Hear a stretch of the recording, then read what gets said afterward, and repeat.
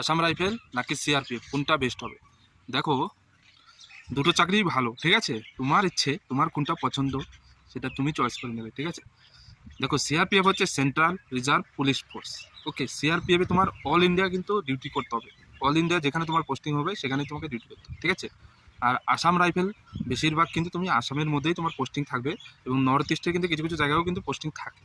ত্রিপুরা, মণিপুর, নাগাল্যান্ড এইসব জায়গাও কিন্তু পোস্টিং হওয়ার চান্স আছে।